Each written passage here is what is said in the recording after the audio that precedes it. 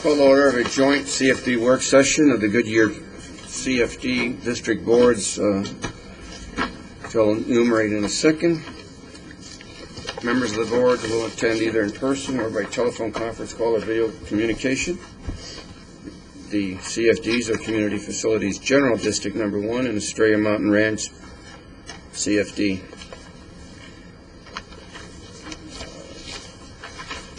Board member Holland is ill this evening and she will not be here. We have one item for our agenda, I guess, and that's an update on delinquent special assessments. Sheila. Good evening, Chairman Kavanaugh and board members. This is an update for the scheduled January 14, 2008 sale of the real estate for delinquent special assessments related to the June 1st, 2007 and prior delinquent accounts. Copies of the updated delinquent report have been provided, which I've put on each one of your guys in front of your seats this evening. It's updated since the report that you received for this agenda item. Also, we currently, as of today, only have 15 of the 17 that were originally on the original schedule scheduled for the sale on Monday. We are also expecting additional payments this week before Friday, so that should hopefully reduce the 15 down even lower than that. The CFD staff and or the attorney staff have made numerous various communications, not only telephone calls, but they've had email, they've had also mail, certified mail, and also notices been posted on the properties regarding the sale. And since it was going to the sale, we also had, as you can see on our paperwork here, we've gone down to at least, we have 33 right now delinquent accounts that are for the June 1st, 2007, but we're down to only 15 that we're doing for the sale. So those other accounts, we've got all of them down from the 601, which was original, and we've got them down to 33, but those other accounts out there have had other things, various things happen to their accounts, so we did not go on further into the sale process. Sheila, these are not just vacancies, they're occupancies as well, is that correct? Chairman Kavanaugh and Board Member Sousa, that is correct. However, in looking at reviewing the list prior to coming to the meeting, there are several of those accounts out there that have they are been through trustee sales, so they've already been foreclosed on. So there's probably, I'd say, maybe almost half of that have already been foreclosed on. And I know that there's a scheduled one that's actually scheduled for February. There's another trustee sale. Okay, thank you. Yes, sir. Yeah. I also wanted to let you know that we did postings like we did on the previous sale, just prior to the previous sale. There also was postings that were actually on the properties, and those postings, it was amazing that the attorney's office actually got phone calls from neighbors that went up and read those postings. So they are, people's aware that that's out there. So if you have any other questions, I would like to entertain them. Questions? Yeah. So when you say these are going to be up for sale, the bank has already foreclosed upon it.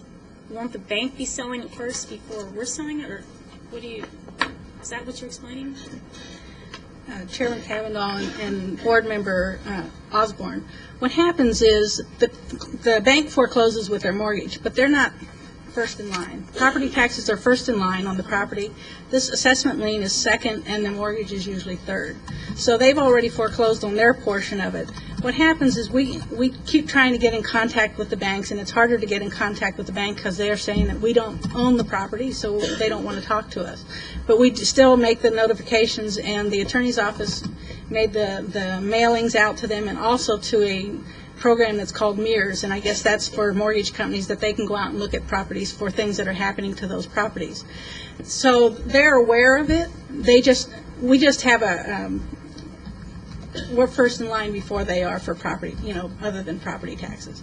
So that what they'll do is, what happens is they still have, if it goes to sale on Monday, then whoever owns the property has a year to pay that back. And what they're doing, we're just selling the entire assessment that's on the property plus all the fees that have been added on.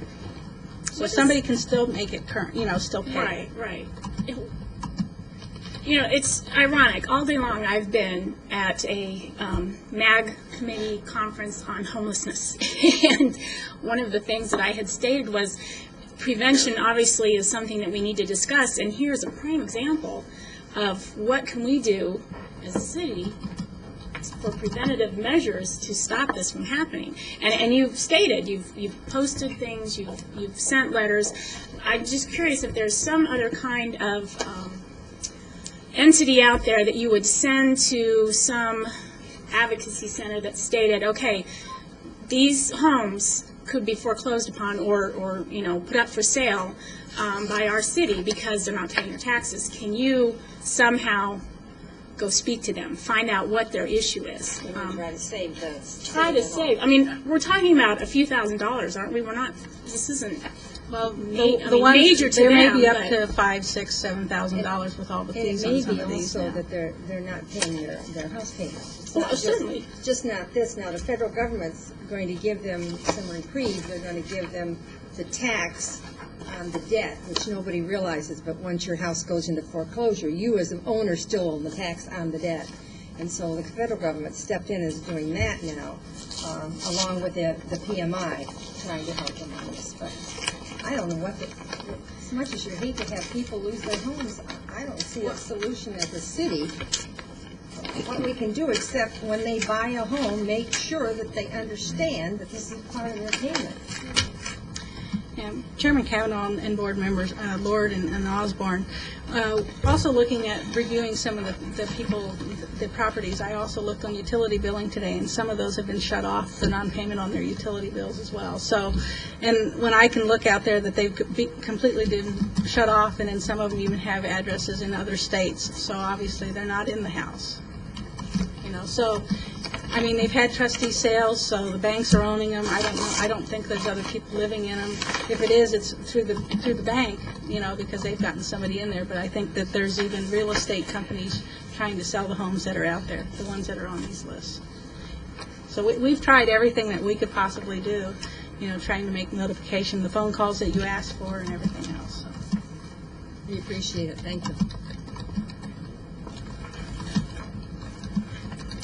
Is it reasonable to assume that 17 people or 17 residences did not respond to you at all?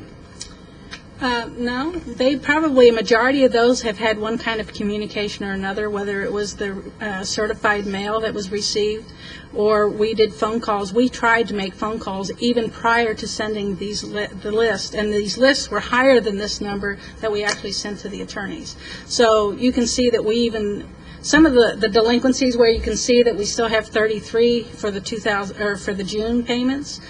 If we found something that looked out of place, like there was a new mailing address or new homeowner, we didn't even send those to the attorneys. We gave them another chance, even in this billing that was due December 1st, to come current. And those numbers were higher than that. Your original communication to us indicated that there were 17, and of course your final report is 15.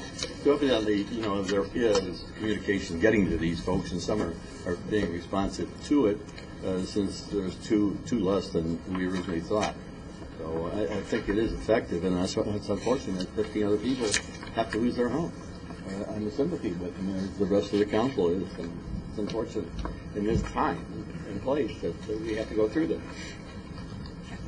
Chairman Kavanaugh and Board Member Sousa, they're not actually losing their home at this time. What they're going to do is people are buying their delinquent assessment plus the penalties are on there. They still have a year to come back and pay it current, but they have to pay interest, higher interest rates to do that. So they aren't actually losing it right when we're doing the sale. They still have time, and then after that year's up, or prior to that year being up, whoever purchased that delinquency also has to make notification. They have to do their best to go out there and try and notify those people, the property owners, to get their money back, you know, before they can even apply for the property.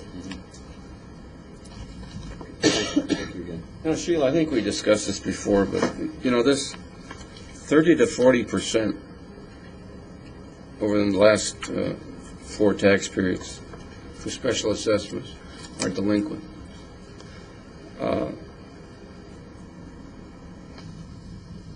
What assurance do we have that these people know that this is not on their monthly mortgage tax bill? It's special.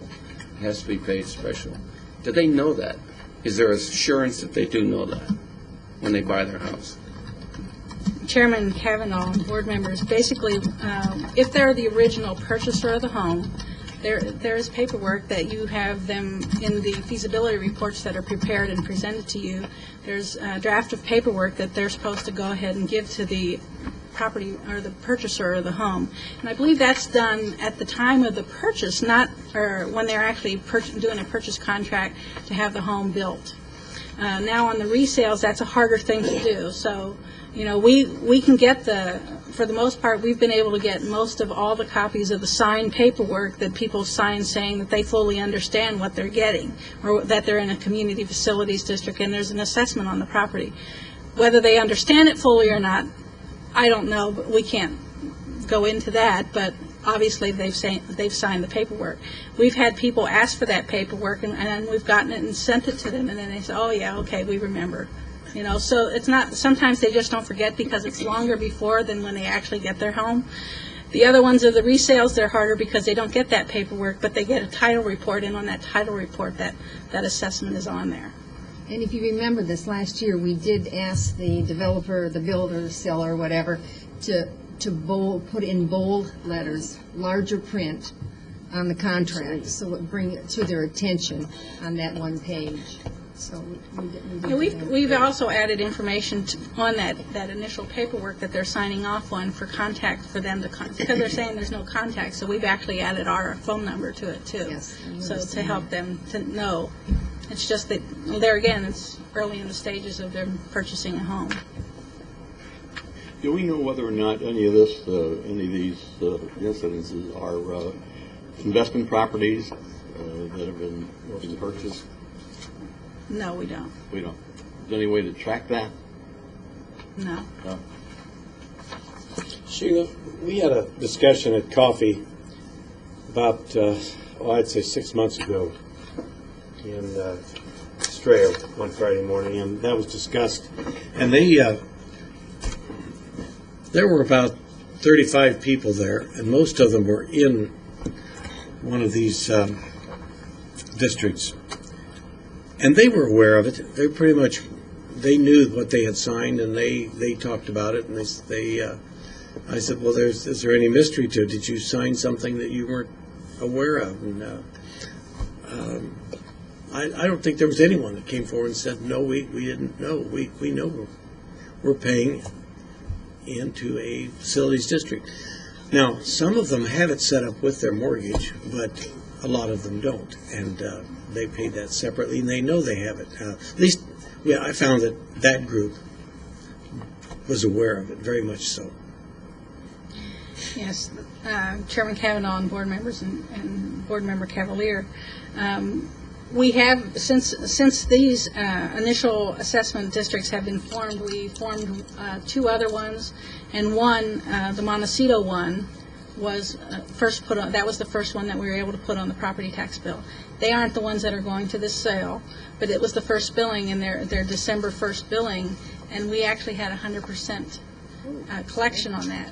Now, we also contacted Buckeye because they also had a CFD that also had one billing on the property tax bill, and that was, they actually had all theirs, and I believe they had 700 or 800, maybe more assessments, and I think they had all but like 7 that paid. So that's pretty good, you know, if we can eventually get them all on the assessment, or on the property tax bills, that would be great.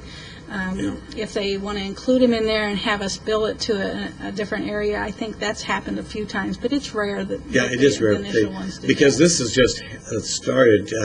Most of the mortgage companies weren't interested in doing it before, and now I think mortgage companies are starting to turn around because this is what I've noticed is the latest mortgages. This seemed to be the case. The attorney's office also discussed, there is a property owner that's still in the home, and the mortgage company, because they get notification of this sale, they actually have contacted, they may make the payment to bring it current. Good. You know, but I'm thinking that it'll probably go on their escrow account, you know. But they may bring that account current, because they still don't want to lose their interest in the property. Okay. Yeah, I wouldn't think so.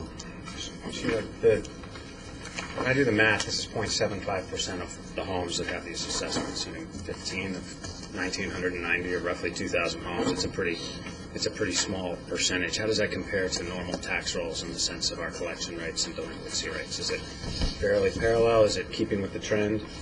And I assume if they're delinquent on this, they're likely, as you said, delinquent on their taxes. But traditionally, what do we see in terms of delinquencies on taxes, primary property taxes? Chairman Kavanaugh and Vice Chairman Antoniak and board members. On the property taxes, we've been done pretty good in our collections. They've been anywhere maybe 5 to 10%, but for the most part, we get most of those in the time frame. And there again, you got to remember they go to sale as well, so they get collection. It may not be in that year, but they would go back for collection as well. So we eventually get our money. Just varies.